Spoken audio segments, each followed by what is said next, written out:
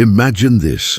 A doctor in Seattle tries to heal the wounded minds of war veterans, but instead of peace, his patients begin to dream the same star, 11 light-years away. At first, it feels impossible. How could different people share the same dream? But then, radio telescopes confirm it. The dream is real, the star exists, and someone or something is sending a message through the human brain. Now the military wants to turn that channel into a weapon. The doctor must choose, protect his patients, or let their minds become the battlefield. This is a story of science, love, and the dangerous cost of opening a door to the stars. Listen carefully, because every moment will take us closer to a choice that could change humanity forever. Seattle, Earth. Rain slid down the windows of Eventide Clinic, tracing thin rivers across the glass. The clinic stood at the edge of Haven District, a sterile tower surrounded by the noise of the city.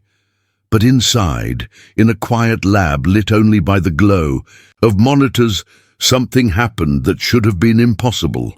Two patients lay side by side. Electrodes from the dream array mapped every flicker of their neural waves. On the screen, their brain patterns danced. At first chaotic, then suddenly aligned. Like two instruments tuning to the same note, Dr. Adrian Cade watched in silence. His hands, steady from years of surgery, gripped the console just a little too tight. He had built this trial for healing, for therapy. The neural resonance implant was meant to bring calm to fractured minds, yet what filled the monitor was not calm at all. The EEGs were converging, spiking, syncing, and then an image appeared. Not random noise, not the abstract chaos of dreams. A star map. It formed slowly, points of light drawn in crisp arcs across the black. Both patients, Jonah Reyes, the scarred veteran, and Dr. Celine Ward, the linguist haunted by memory, were dreaming the same impossible geometry. Adrian felt his chest tighten. He whispered almost to himself, "This isn't therapy." Celine stirred on the bed, her eyelids fluttering. Jonah's breath quickened. Their bodies remained still, but the monitors told a different story. Their minds were traveling somewhere. Together, carried by the ether channel that Adrian had not meant to open. Rain hammered harder against the glass. Adrian forced his breath steady, the way he once did in the dojo before a fight. Focus, control. But the part of him that still remembered combat knew what this meant. The situation had already slipped out of his hands. On the monitor, the star, map sharpened. It wasn't a pattern he recognized from training datasets. It wasn't something the dream array could generate on its own. Each detail pulsed with rhythm, almost like a beacon. Celine's lips moved, though she was unconscious. Her voice broke into the room, fragile, half a whisper. Ross 128. Adrian's stomach dropped. He knew that name. Astronomers had catalogued it years ago, an M-dwarf 11 light-years away. He turned to the other screen, where Jonah's EEG traced the same star with uncanny precision. Two minds, one dream, one destination. Adrian stepped back, rain-slick light trembling on his face. He was a man who lived by discipline, a surgeon who trusted control. Yet in this moment control was gone. What he had witnessed was not medicine. It was contact.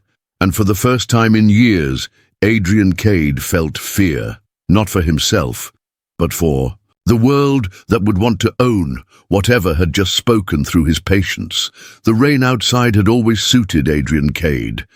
It washed the city clean, at least on the surface. Inside Eventide Clinic, though, he carried storms that no weather could erase. Adrian had once worn the uniform of the Marines, his body trained for speed and precision, his mind sharpened in the discipline of karate. Combat had never frightened him.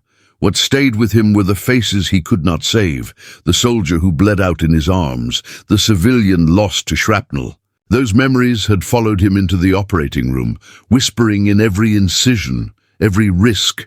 Becoming a neurosurgeon had been his penance. If he could not stop death on the battlefield, he would fight it under the surgical lights.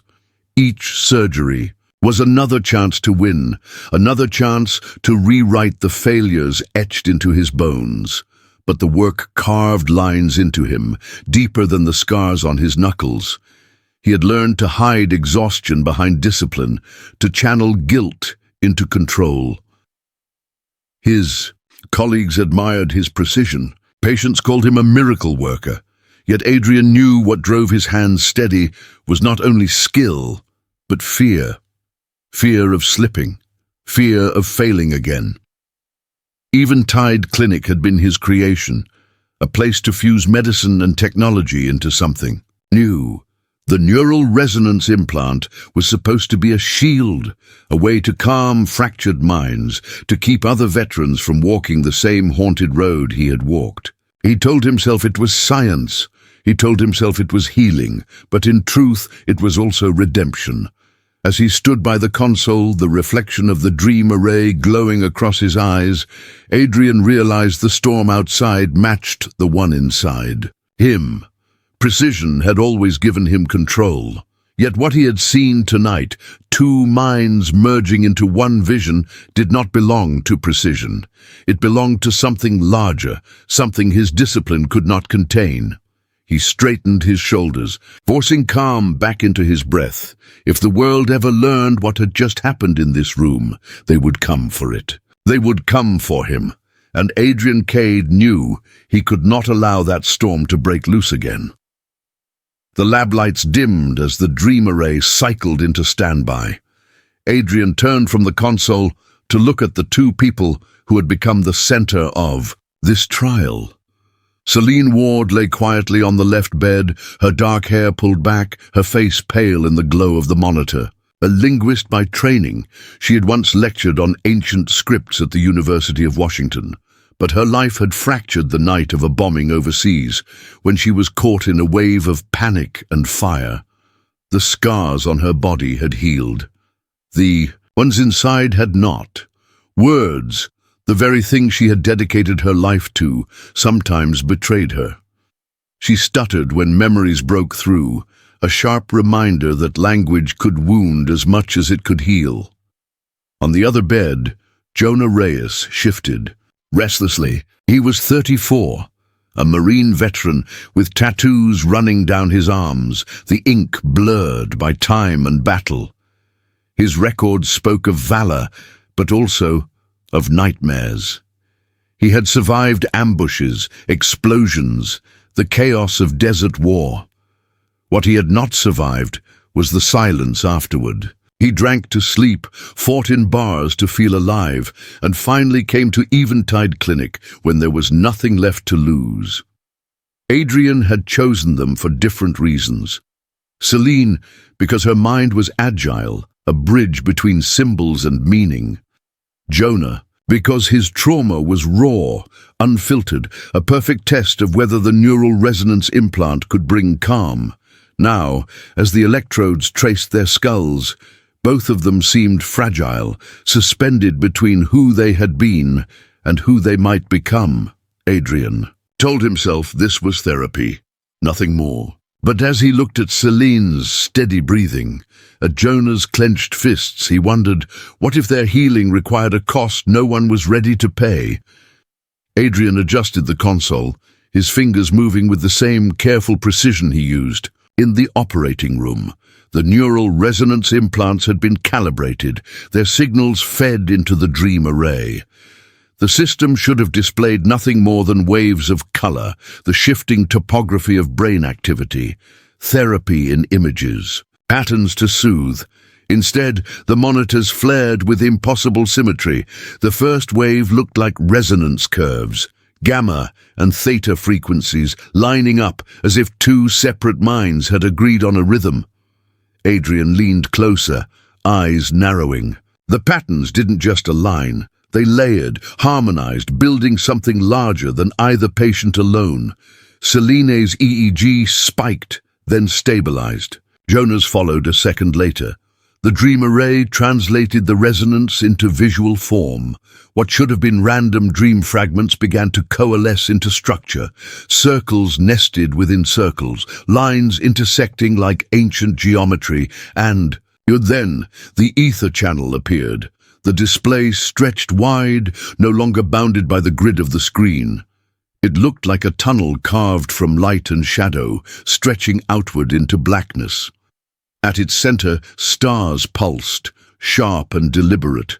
Adrian's breath caught.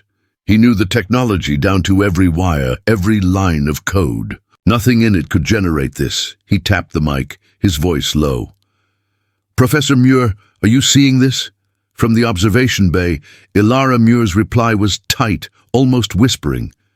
"That's not noise. That's a signal."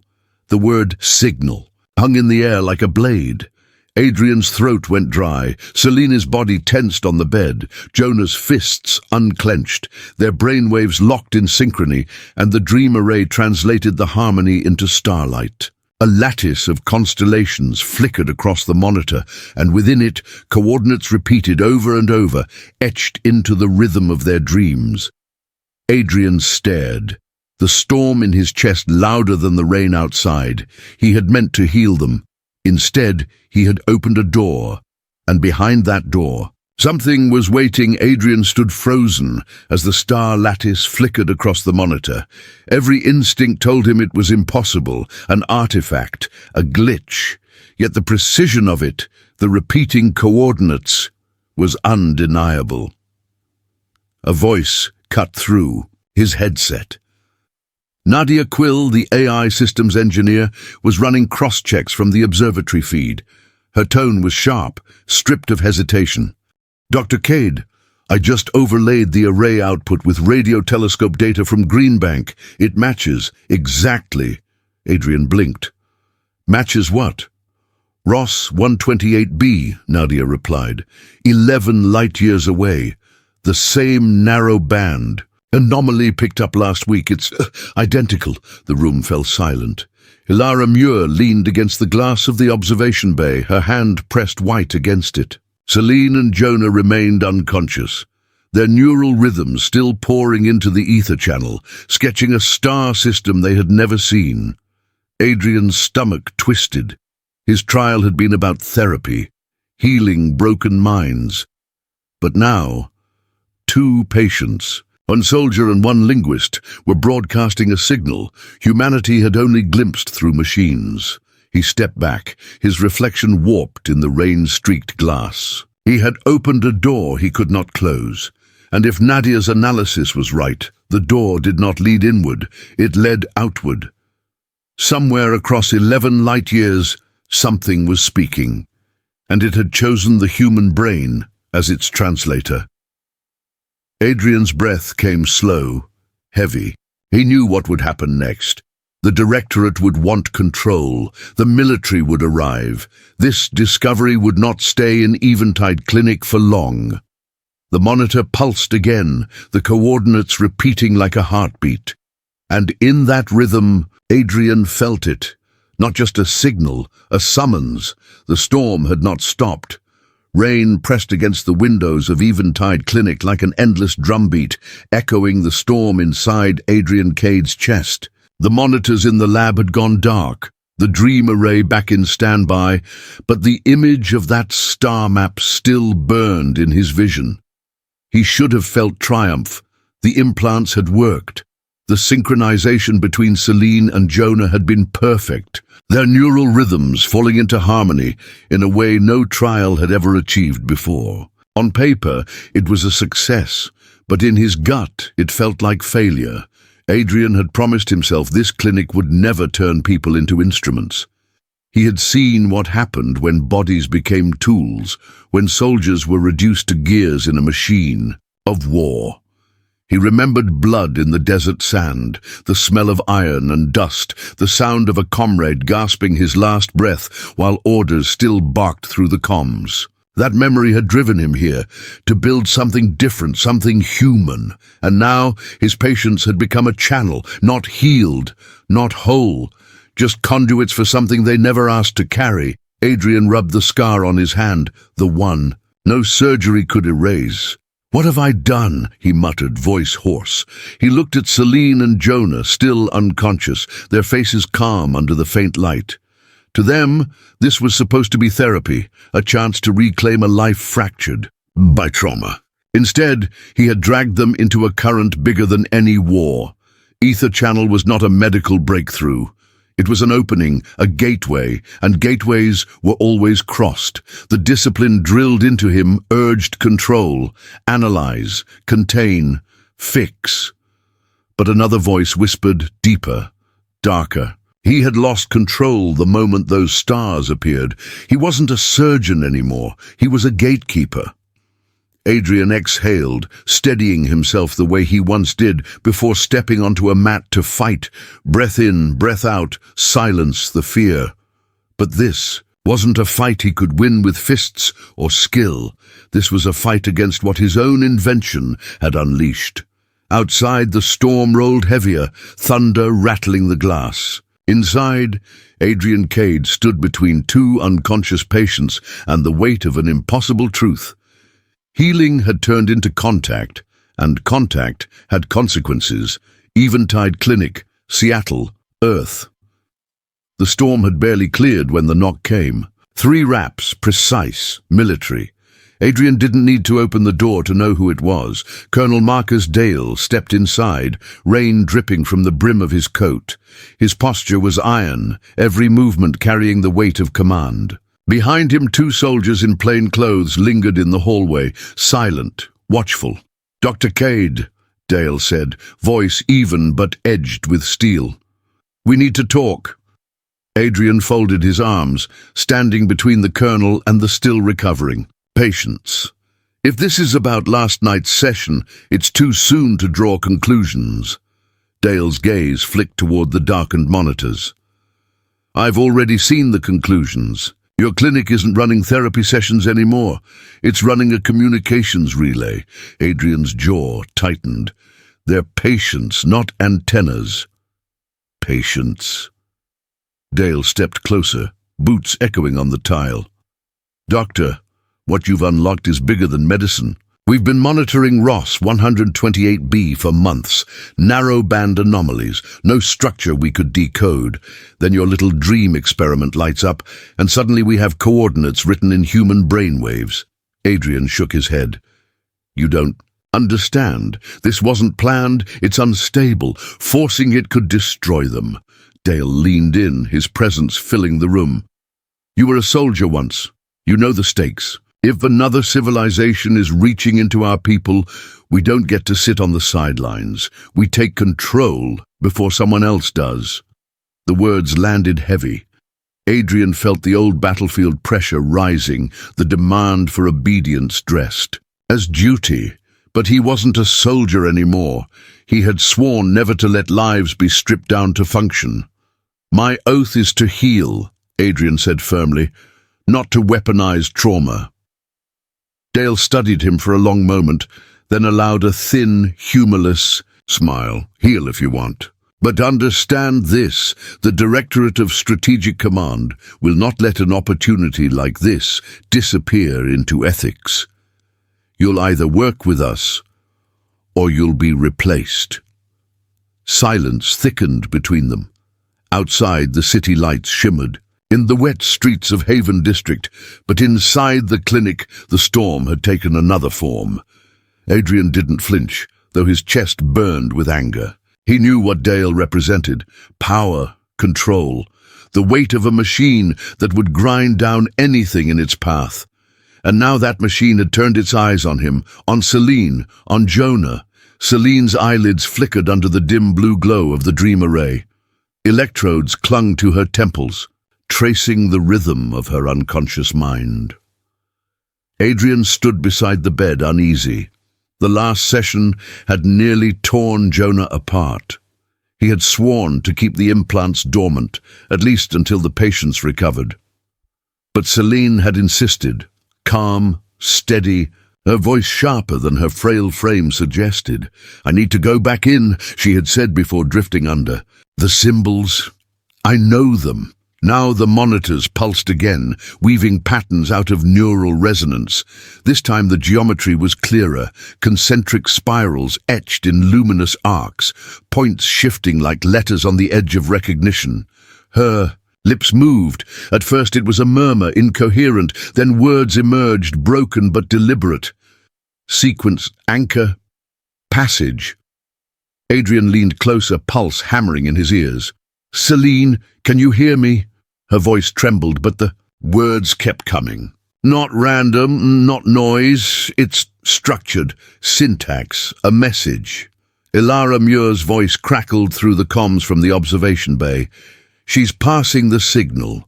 The array is translating her dreams into linguistic fragments. Nadia. Will's fingers raced across her console, algorithms comparing the fragments with known languages. The frequency spacing, look, it's like a cipher. She's not inventing this, she's decoding it. Adrian gripped the bedrail, torn between awe and dread.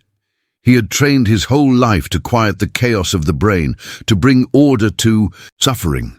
But here Celine was not just a patient, she was a vessel. Her breathing deepened and more words spilled out faster now.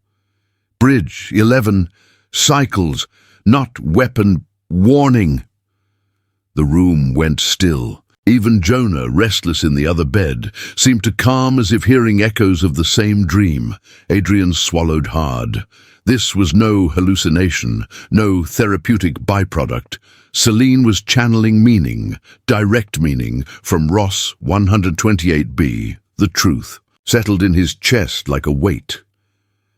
The ether channel wasn't just connecting brains. It was speaking. And Celine Ward had just become its translator. Jonah's body jerked against the restraints as the dream array lit up again. His pulse spiked, muscles tightening like he was back on the battlefield. Adrian moved quickly to his side, hand pressing Jonah's shoulder down with a calm but steady force. "Easy, Jonah. You're safe. It's the clinic, not the desert." But the monitors told a different story. His neural resonance flared in jagged bursts, colliding with Selena's steady rhythms. And on the screen, the impossible fusion appeared. Gunfire stitched across a star map, trenches and constellations, flares of mortar fire exploding beside planetary orbits. Jonah's voice broke out in a ragged cry. "They're in it, my war. They're inside my head." His eyes darted wildly, searching for cover that wasn't there. Adrian leaned close, gripping his arm.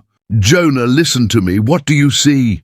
Breathless, Jonah gasped. "Stars burning in the sand, coordinates painted in blood. My memories aren't mine anymore. They're rewriting them." The words chilled the room. Adrian had trained himself to separate hallucination from signal, trauma from symptom. But there was no mistaking it now. The ether channel wasn't passive, it was interactive. Something or someone was bending Jonah's memories, embedding celestial markers into the scars of his past. Ilara's voice cracked over comms. "Doctor, if this continues, he'll destabilize completely. Pull him out." Adrian hovered over the console, torn. To cut the session might save Jonah's sanity, but the data, the map interlaced with combat memories, could reveal intent. And intent mattered. Jonah convulsed, then went still, his eyes fixed on the ceiling as a whisper escaped his lips. "They're asking, through my war, asking if we remember." The monitors pulsed again, coordinates embedded in trauma, as if the stars themselves had chosen Jonah's pain as their canvas. Adrian felt his stomach twist. Healing had become invasion. And yet, for the first time, it carried a question too. Human to ignore. The lab was silent except for the steady hum of the dream array. Celine's readings had stabilized. Jonah's had fallen into a jagged rhythm, like a drumbeat on the edge of collapse. Yet when their signals overlapped, the monitors flared with a new pattern, one that none of Adrian's protocols could explain. Nadia Quill leaned over her terminal, eyes wide, fingers flying across keys. "This isn't random overlap," she whispered. "There's code inside the noise, layered into the gamma-theta band." Adrian frowned. Code? These are human brains, not machines. Elara Muir's voice cracked through the comms, hushed and urgent. Not code in the computational sense. A resonance pattern, a key. Look at the sequence. It's repeating, precise to the millisecond. No brain produces this on its own. On the central display, the oscillations sharpened into a crystalline lattice, almost like music rendered into geometry. It wasn't just asynchrony, it was instruction. Nadia overlaid the pattern against the radio telescope archives. The fit was exact. Her voice trembled. This is it, the bridge. They buried a cipher inside neural resonance itself. Adrian stared at the screen, the weight of it sinking into him. If she was right, then Ether Channel wasn't just transmitting meaning, it was handing humanity a tool. A key written not in metal or code, but inside the living rhythm of thought. Jonah shuddered on the bed, his voice hoarse. They put it in me. Celine stirred, her lips moving in broken syllables. Resonance, key. The words fell into the room like a verdict. Adrian felt the storm press in on him again, heavier than before. The implants weren't therapy, they were a lockpick. Someone had hidden a message inside the very fabric of human trauma. The monitors pulsed once more, the resonance key glowing bright, demanding attention. And Adrian Cade realized the truth. Whatever waited on Ross 128B hadn't just reached across space. It had prepared the human mind as the door. By dawn, the building no longer felt like a hospital. Soldiers stood at every entrance, their rifles angled low but ready. Military trucks blocked the street outside, red and blue lights flashing against the rain-slick pavement of Haven District. The quiet sanctuary Adrian had built had become a fortress and a prison. Inside, the halls echoed with boots instead of medical carts. Uniformed men scanned badges, checked locks, treated doctors like intruders in their own clinic. The directorate's insignia glared from every clipboard and tablet, a silent reminder of who now held control. Adrian walked past two guards posted outside Celine's room. They didn't look at her as a patient. They looked at her as an asset. Jonah, restless under sedation in the next wing, was being monitored not by nurses, but by intelligence officers. His trauma had turned into evidence. Colonel Marcus Dale arrived mid-morning, his voice carrying like a verdict down the sterile corridor. From this moment, Eventide Clinic falls under operational command of the Directorate of Strategic Command. No procedure, no access, no data leaves without clearance. Adrian forced his tone steady. These people came here for treatment, not conscription. Dale's gaze was cold, unflinching. Dr. Cade, what you call treatment has already crossed into something else. You've opened a line across 11 light years. That makes this clinic a national security site. Act accordingly. Adrian's fists clenched at his sides. The discipline of karate kept his breath calm, but inside the storm raged. He had promised to heal. Now every hallway reminded him of a war zone. Every patient reduced to leverage in a struggle he wanted no part of.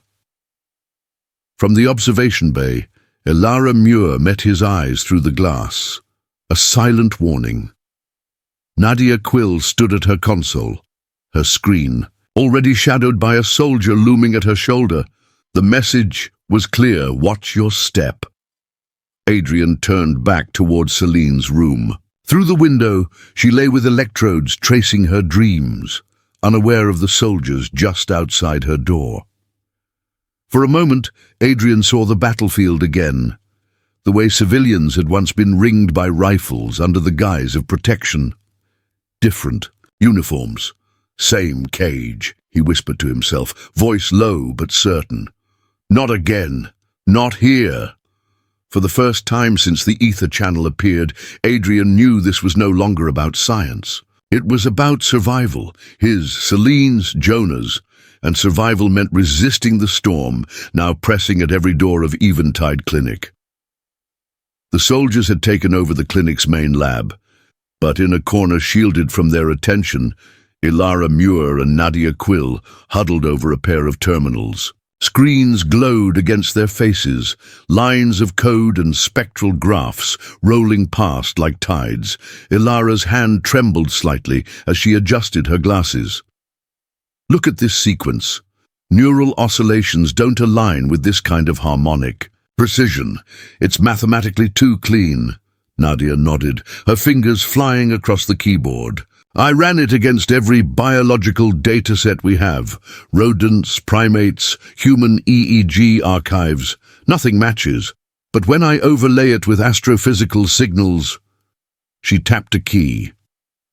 The display shifted, and suddenly the jagged EEG lines folded into a perfect fit against radio telescope data from Ross 128b. Adrian leaned closer, his stomach tightening. The graphs were unmistakable. "So it wasn't generated by their brains." "Exactly," Nadia said. "It was implanted. Not by us. By something broadcasting through the resonance." Ilara's voice was hushed, but it carried the weight of... "Dr. K, this isn't a symptom of trauma. It's a structure, an intentional construct. Someone designed it to ride inside human thought." The implication pressed heavy on Adrian. He looked at Selene through the glass, still lying under sedation. Her fragile body was carrying a message larger than anything Earth had ever decoded. Jonah, too. His pain turned into a canvas not of his own making.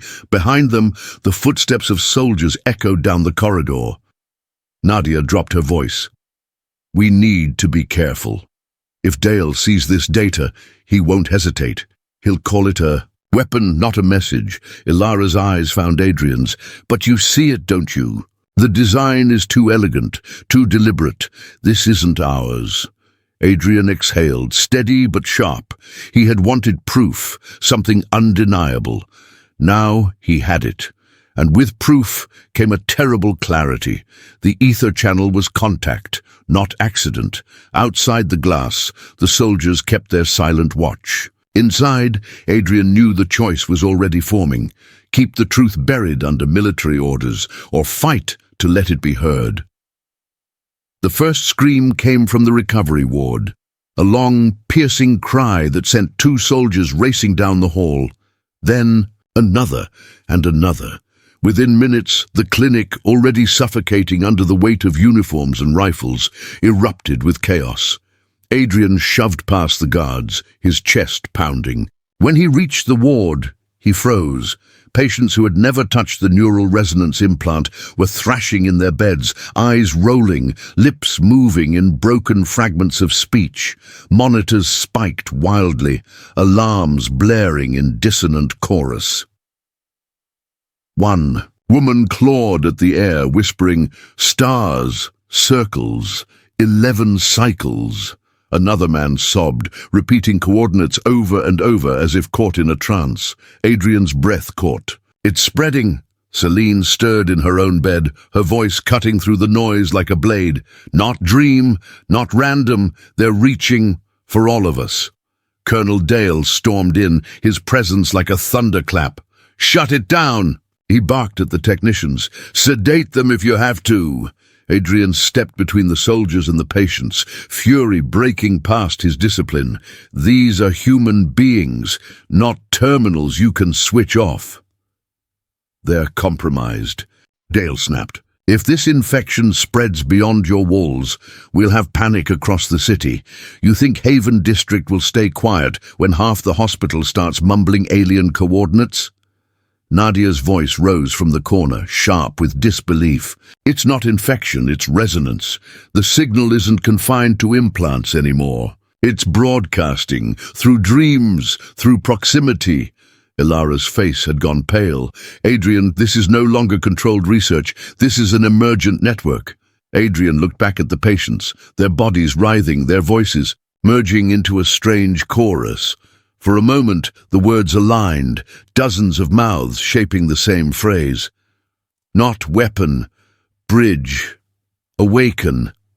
The silence that followed was heavier than any scream. Even the soldiers paused, unease flickering in their eyes. Adrian felt the ground shift beneath him. He had thought he was protecting two patients. Now the clinic itself had become an amplifier, the ether channel bleeding into every fragile mind.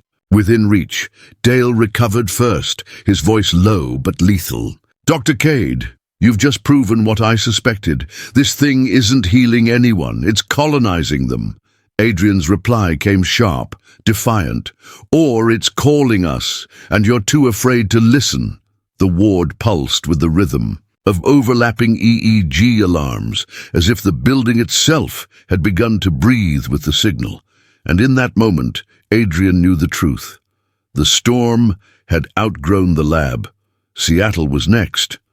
By nightfall, the clinic no longer felt like a place of healing. It felt like a cage wrapped in steel. Guards patrolled the corridors, their rifles resting across their chests. Technicians under military orders copied terabytes of data from the Dream Array, their screens reflecting the lattice of stars again and again. Adrian stood in the observation bay, jaw tight, as Colonel Dale dictated orders into his comm. "Secure all files. Isolate the patients. The Directorate owns this now." That sentence was the breaking point. Owns this. It wasn't medicine anymore. It wasn't discovery. It was possession. Adrian moved quickly. He found Celine in her room, pale but awake, electrodes removed. Her eyes searched his, anxious yet steady.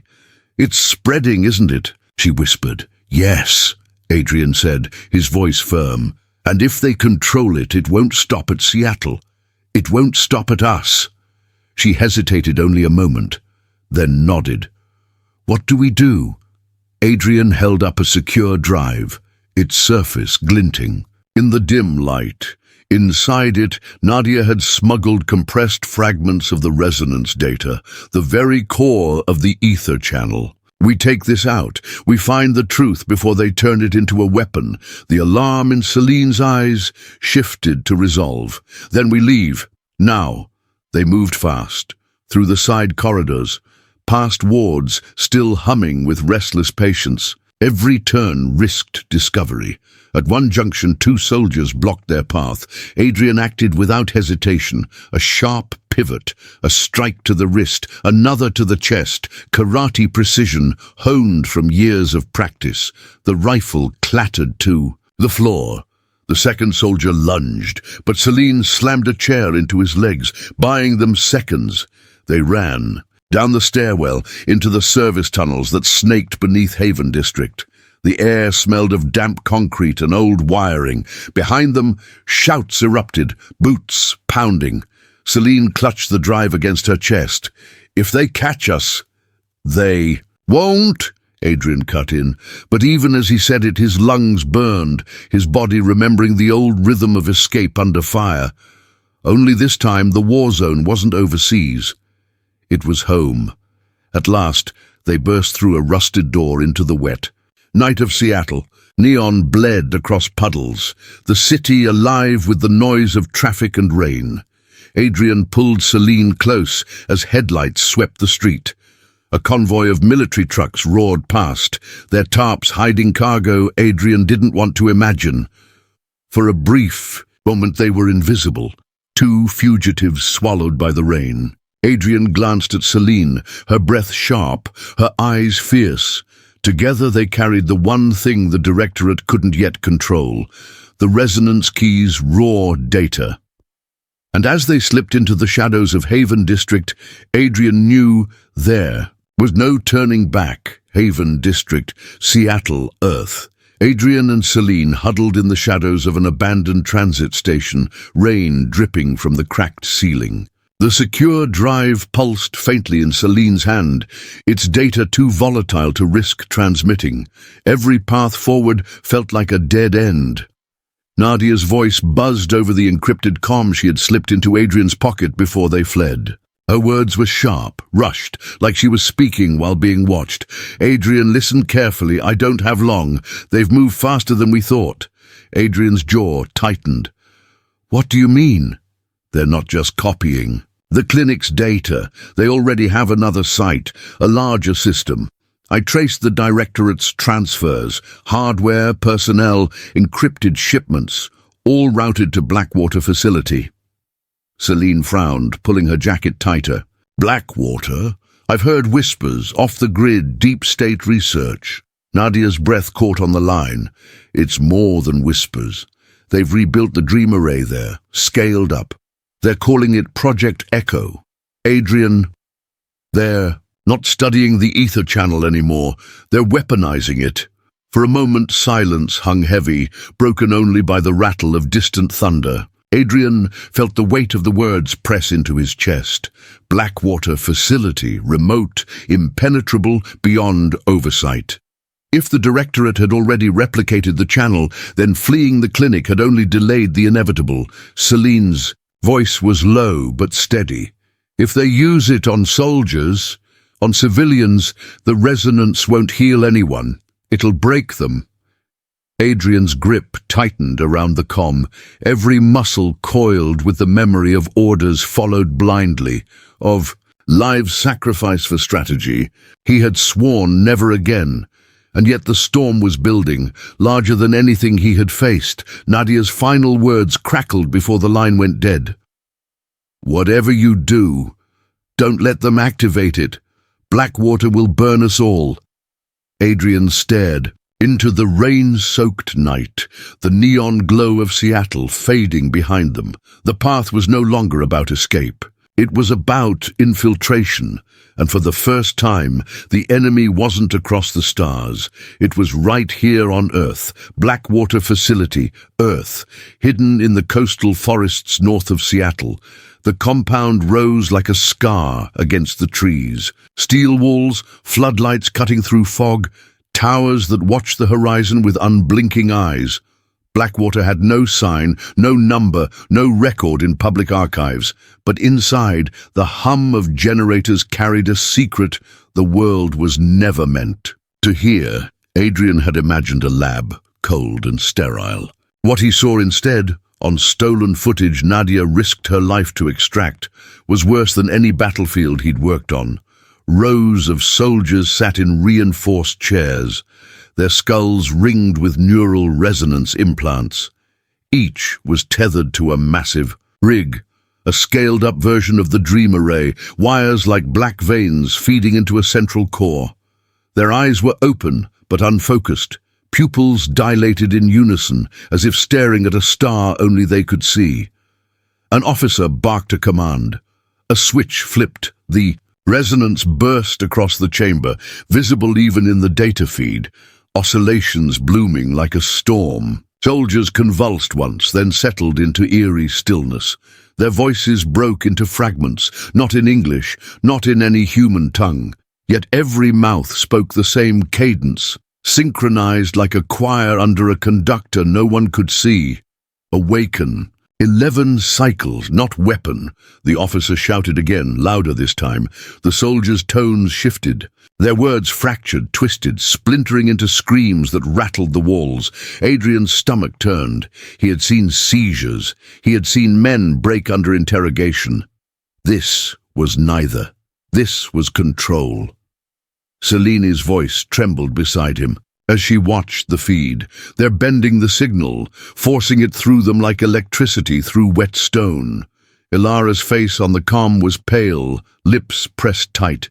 It's a weapon test, Adrian. They're probing the threshold, seeing how much human minds can carry before they collapse. Jonah's voice haunted Adrian's thoughts. They're in my war. They're rewriting them.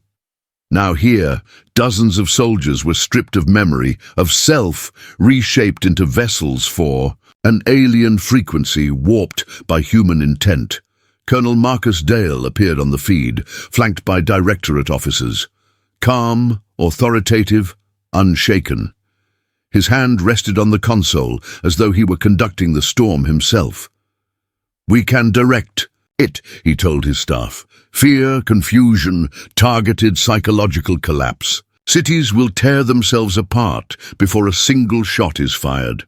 Adrian's fists curled, his discipline, his years of control, strained under the weight of fury. This wasn't healing. It wasn't discovery.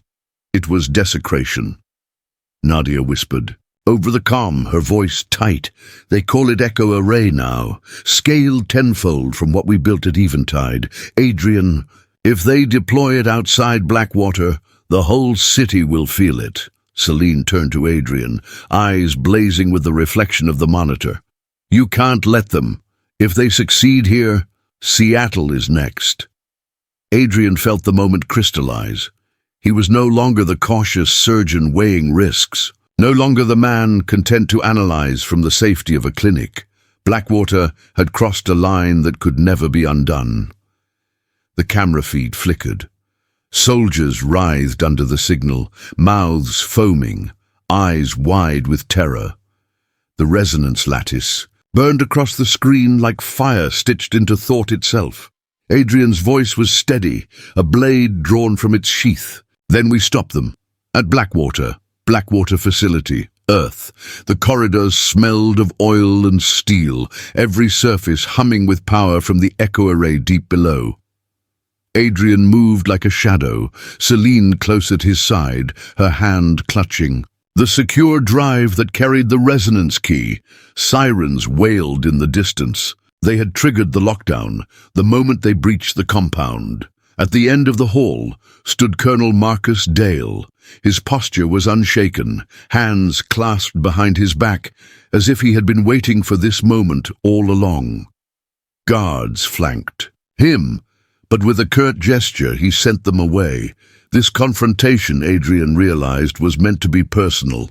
Dr. Cade, Dale's voice carried like iron, you could have been remembered as a pioneer.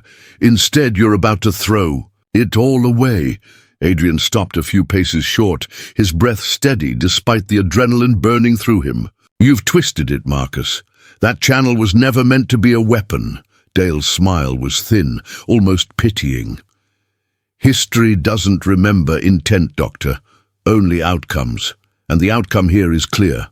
With Echo, we can shape conflict. Without bloodshed, nations will fall before a single missile is launched. Isn't that cleaner than war? Celine stepped forward, anger cutting her voice sharp. Cleaner?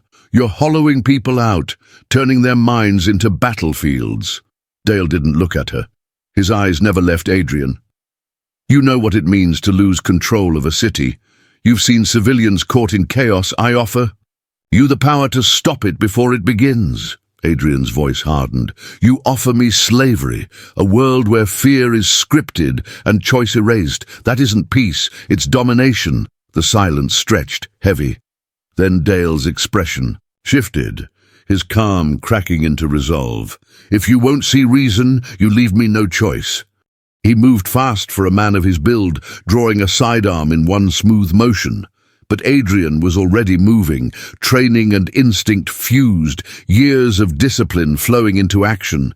He pivoted, struck Dale's wrist with the edge of his hand, sent the pistol clattering across the floor. The fight erupted. Dale lunged with surprising force, driving Adrian back against the wall. Adrian absorbed the impact, twisted, and redirected the colonel's weight, sending him staggering. The clang of boots on steel echoed like drumbeats of war. Celine pressed against the corridor, clutching the drive tight. She wanted to run, but knew this was Adrian's battle. Dale swung again, a soldier's strike, brutal and direct. Adrian countered with precision, blocks snapping into strikes, karate, honed and pure, a fist to the ribs, an elbow to the jaw. But Dale was relentless, fueled by conviction as much as muscle. Between blows, their words cut deeper than their fists. You think the stars reached out to heal us? Dale snarled, grappling Adrian by the collar. They're testing us, and I will make sure humanity answers with strength. Adrian drove a knee into his gut, breaking free. Strength without conscience is destruction. I won't let you chain us to your fear. The fight slammed into its climax. Dale launched forward, a final charge. Adrian dropped low, swept his leg in a clean arc. The colonel crashed hard, the floor reverberating with the weight of his fall. Adrian pinned him, one hand to his chest, the other ready to strike. For a moment, Silence. Adrian's breath ragged. Dale's eyes blazing, defiant even in defeat. Adrian didn't strike. His hand trembled, then lowered. "No more cages," he said softly. "Not for patients. Not for soldiers. Not for anyone." Selene rushed forward, pulling Adrian back, her voice urgent. "We don't have time. The array, it's already running." Adrian rose, his body bruised but his resolve unshaken. He had won nothing yet. But in defeating Dale without killing him, he felt the line of his character solidify. He was no longer just a surgeon haunted by war. He was a fighter, choosing life over domination. Behind them, alarms thundered louder, the walls vibrating with the pulse of the echo array building to its peak. Seattle's fate ticked closer with every second. Seattle, Earth. The storm hit without warning, not a storm of wind or rain, but of minds. By midnight, emergency lines overflowed with frantic calls. Families woke screaming in unison. Neighbors poured into the streets, their voices broken with the same fragments, coordinates, stars, phrases no one understood. Sirens wailed, not in one district but across the city. From the rooftop of Blackwater facility, Adrian and Selene could see the glow of Seattle trembling against the night. The skyline flickered with chaos, fires starting, crowds surging, traffic frozen on the bridges. The ether channel had leapt from soldiers to civilians, resonance bleeding into the collective dreamscape of an entire city. Selene pressed her hands to her temples, her own implant humming painfully. "I can hear them," she gasped. "All of them." Their voices overlapping, too many, too loud. Adrian steadied her shoulders, his gaze locked on the city below. This is what Dale wanted. A city destabilized not by bombs, but by confusion. Fear as weapon, memory as battlefield. Inside the facility, screens blazed with feeds from Haven District. Children rocking in corners, muttering about circles of fire in the sky. Police trying to contain crowds that surged like tides, chanting coordinates in eerie unison. In one feed, a group of civilians collapsed together in the street, eyes open but unseeing, their bodies trembling as though sharing a seizure. Ilara's voice cracked through comms, trembling with urgency. "Adrian, it's not isolated. Hospitals across the city are reporting synchronized episodes. This is no longer containment. This is broadcast." Nadia's voice followed, sharper, faster. Echo Array's amplification is bleeding beyond Blackwater.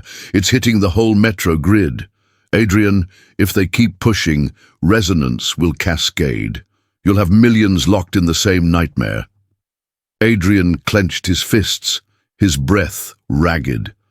He had seen cities collapse under shellfire. But this was collapse without a single bullet fired, a city tearing itself apart because the mind itself had been invaded. Selene gripped his arm, her voice raw. "We can't wait. If the whole city synchronizes, there's no way back. They'll lose themselves." Below, the signs of unraveling grew sharper. Protesters surged toward government buildings, their chants weaving the same alien rhythm that Jonah had once whispered in terror. Windows shattered, fires spread.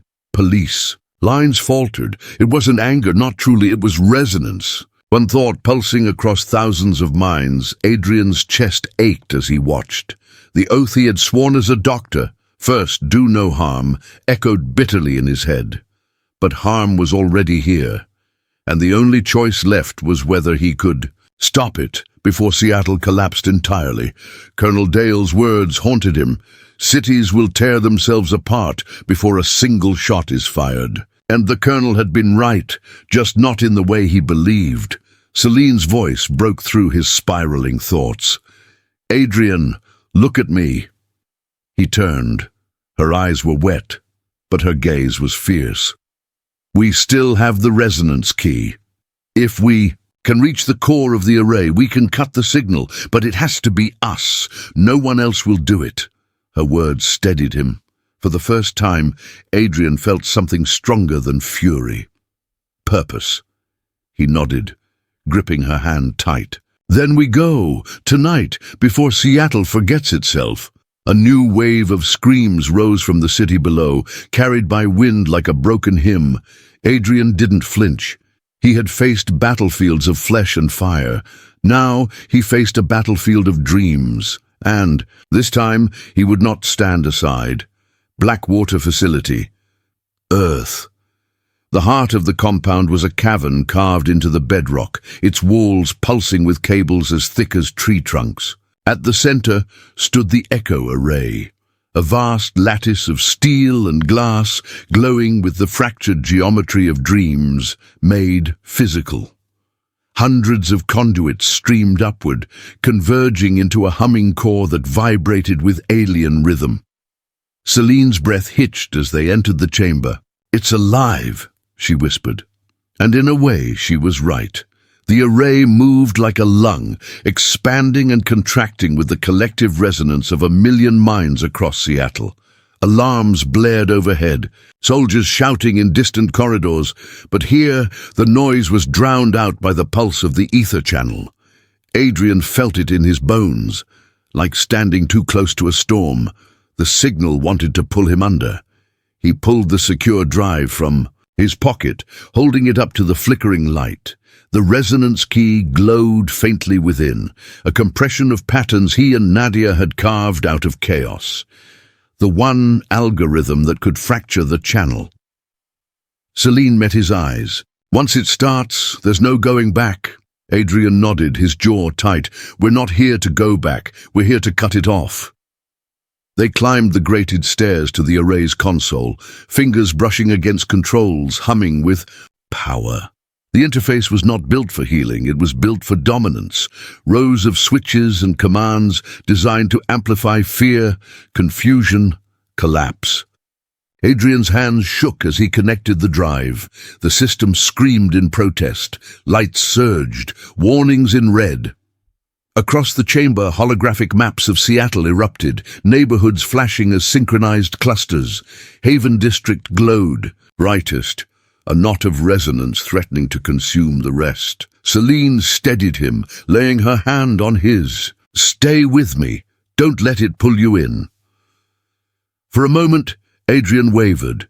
The channel whispered at the edge of thought, promising clarity, promising an end to doubt.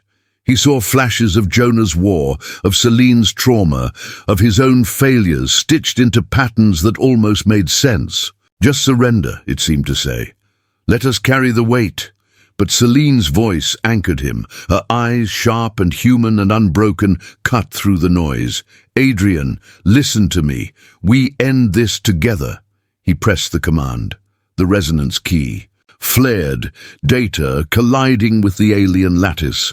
The array convulsed, lights stuttering, the chamber shaking as though the earth itself rejected the code. The resonance bent, warped, millions of voices howled across the feed.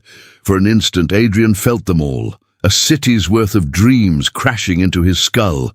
Celine cried out, clutching his arm, her own implant sparking pain through her veins. But she did not let go. She whispered through the storm, "Translate it, don't fight, translate."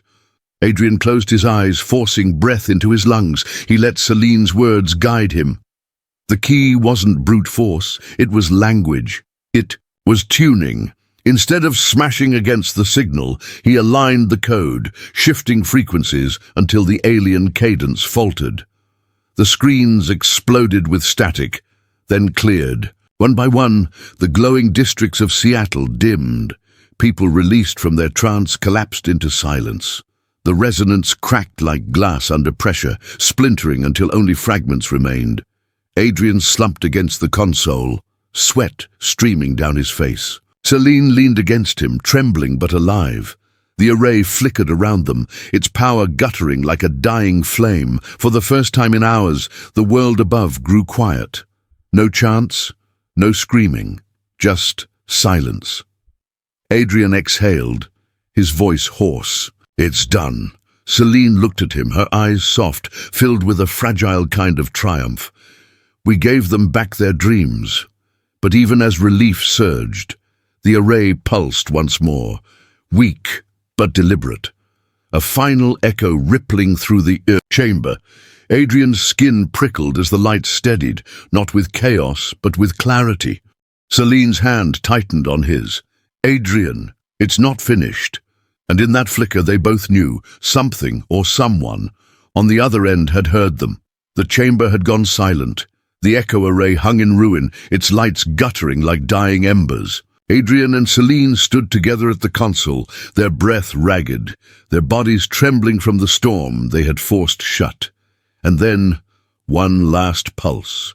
Not chaos, not fear, but clarity. Across the fractured screens, an image bloomed, not coordinates, not patterns, but a vision that froze them both, a landscape beneath a red sun, skies laced with violet clouds, and in the foreground, figures, tall, graceful, indistinct through the distortion, but unmistakably alive. Celine's lips parted. Ross 128b, the figures turned. For a heartbeat, it felt as though they were looking back through the channel, eyes locking across 11 light years, across the gulf of stars. Not a weapon, not a trap, a message. Adrian's chest tightened. Every instinct, every lesson, every battle told him to distrust the unknown. But in that fleeting image, he saw no malice, only intent. A reaching out. The screen flickered once more, the image fracturing into light. Then silence, the array collapsed into darkness. Celine gripped his arm, her voice trembling. "They're not just sending signals anymore, they're showing themselves." Adrian stared at the dead console, heart hammering. He had shut the channel, but the message had already been delivered, and the question hung heavy in the silence. What happens when they come closer?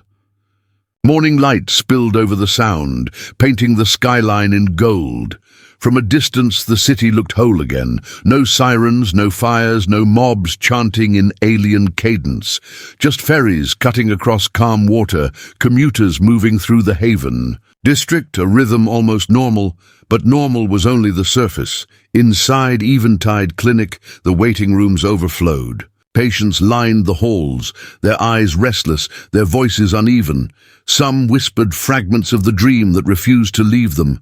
Maps traced in air with trembling fingers, coordinates muttered like prayers.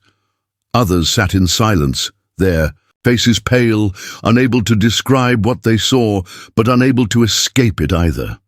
Adrian moved from room to room, his white coat heavy on his shoulders. He checked vitals, adjusted implants, offered words he wasn't sure he believed. "You're safe. Now it's over." But he knew it wasn't over. The ether channel had left marks no scan could erase. In one room, a child clung to her mother, crying that the red sun still burned behind her eyes. In another, a veteran rocked slowly, whispering Jonah's name, though they had never met. The resonance had threaded strangers together, and now those threads tugged at their sanity. Celine stood by the clinic's main window, watching the city breathe. She spoke quietly when Adrian joined her. "Seattle looks calm, but listen closely." He did. Beneath the hum of cars, beneath the chatter of morning crowds, there was a hesitation in every step, a weight behind every laugh. The city was alive but wounded. "They'll heal," Adrian said, though his voice carried doubt. Celine shook her head. "Not all of them. Some dreams don't let go." For a moment, Adrian allowed himself to feel the truth of it. The silence. After victory was not peace. It was aftermath. He had cut the channel, yes. He had saved millions from collapsing into collective madness. But the minds of Seattle carried scars now, invisible, yet unshakable. He thought of Jonah, of the soldiers, in Blackwater, of Selena herself. Healing was not erasure. Healing meant living with what remained. Outside, a ferry horn echoed across the bay, long and low. To anyone else, it sounded ordinary. To Adrian, it felt like a reminder the world had survived, but it would never be. The same. He straightened his coat, turned back to the crowded halls of the clinic. His work wasn't finished. If anything, it had only just begun. Eventide Clinic, Seattle. The halls had quieted for the night, but Adrian couldn't bring himself to leave. He sat in his office with the blinds half drawn, the city's lights bleeding into the room like a living pulse. On his desk lay a file of patient notes, symptoms that no textbook had ever prepared him for, fragmented speech in alien cadence, night terrors in perfect synchronicity, a fear of stars. He closed the file, leaned back and stared at his reflection in the darkened window. The face looking back was still his, sharp eyes, tired lines carved by sleepless nights. But there was something else now, something heavier. He had gone into this work as a healer, a surgeon determined to mend broken minds. But what he carried now went beyond medicine. He had confronted forces that blurred the line between science and the unknown, between care and control. He had fought not only for patients, but for the boundary between humanity and something greater. Celine's words from Blackwater echoed in his head. If they succeed here, Seattle is next. He had stopped them, but stopping was not the same as ending. Adrian stood, walked to the window and pressed a hand against the glass. The city sprawled beneath him, streets alive with people who would never know how close they came to losing themselves. He thought of them not as patients, not as citizens, but as lives he was sworn to guard. For the first time, he understood what that meant. He wasn't just a surgeon anymore. He was a gatekeeper, a guardian at the threshold where mind and cosmos touched, and it terrified him, yet beneath the fear was resolve. Adrian Cade had spent his life wielding precision, discipline, control. Now those same skills had shaped into something new, not just healing the damage left behind, but standing watch against what might come again. He whispered to his reflection, "A promise more than a declaration. I'll keep the door closed until we're ready." Eventide Clinic Rooftop, Seattle. The night was clear, a rarity after weeks of storms. From the roof, the city glowed steady again, its wounds hidden beneath streetlights and quiet hum. Celine leaned against the railing, the wind teasing her hair, her gaze tilted skyward as if waiting for the stars to speak again. Adrian joined her, carrying 2 mugs of coffee gone lukewarm. He handed her one without a word. For a while, they simply stood together listening to the distant city. No sirens, no chants, just life continuing, fragile but real. Celine broke the silence first. "When I dream now, it's quieter.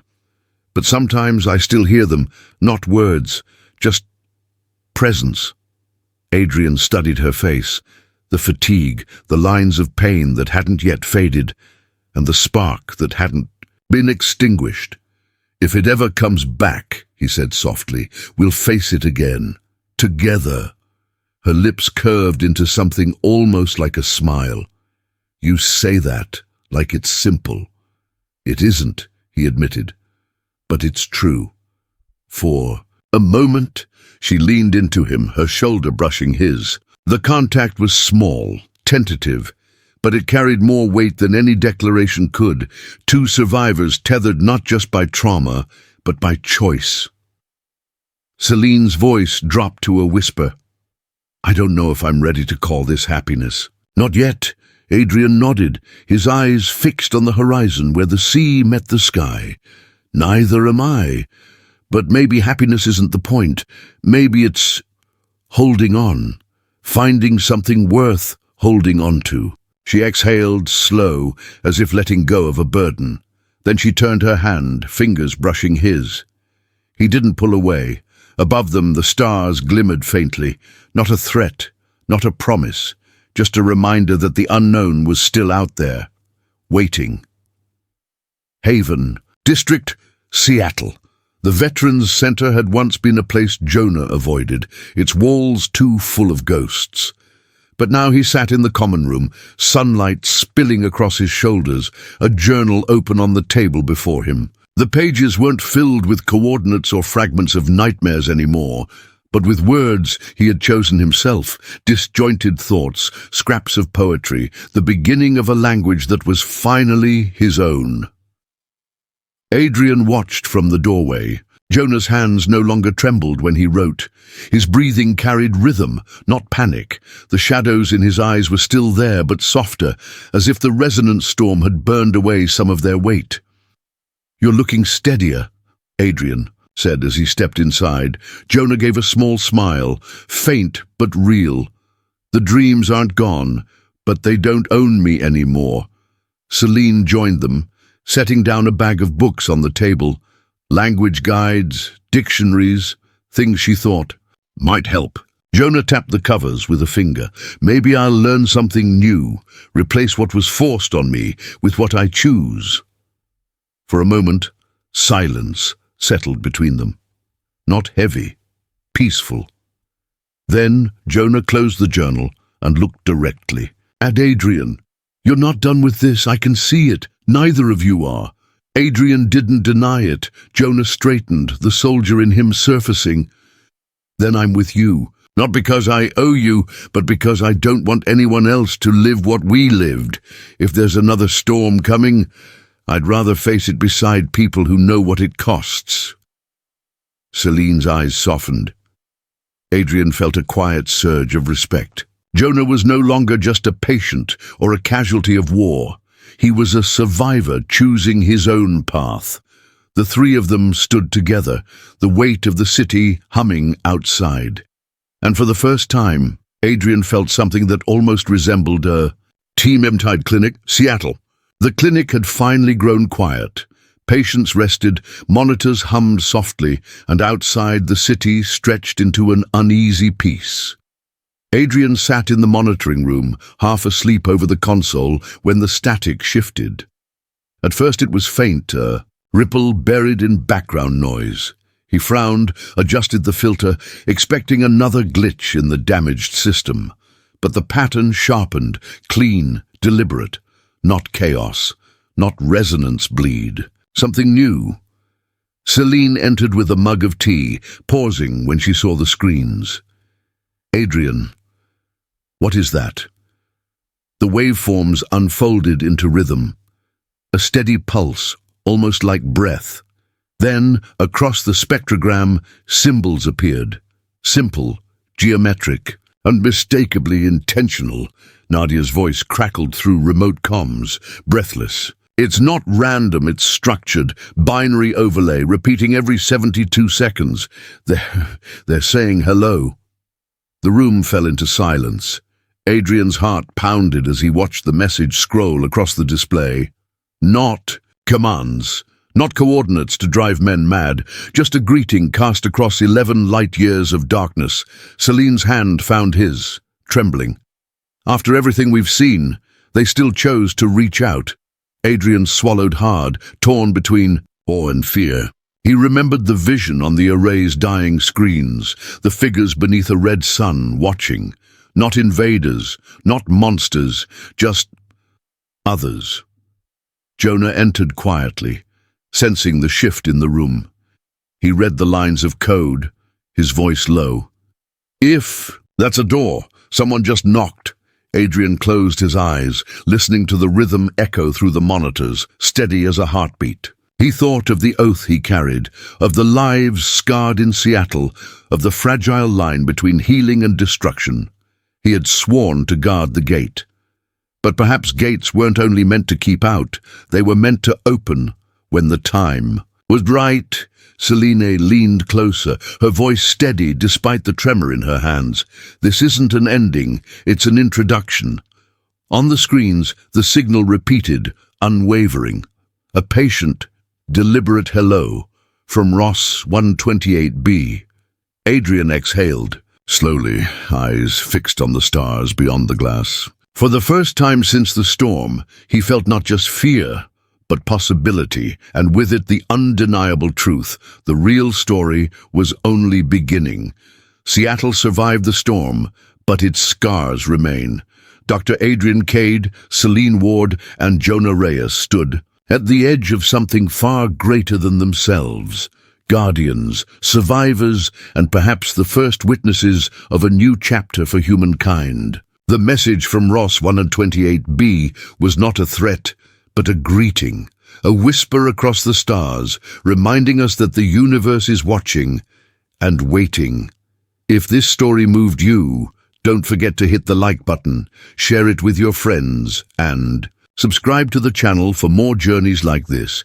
Every click helps us grow and brings you more stories filled with science, emotion, and imagination. Stay curious, stay human, and until next time, keep listening to the stars.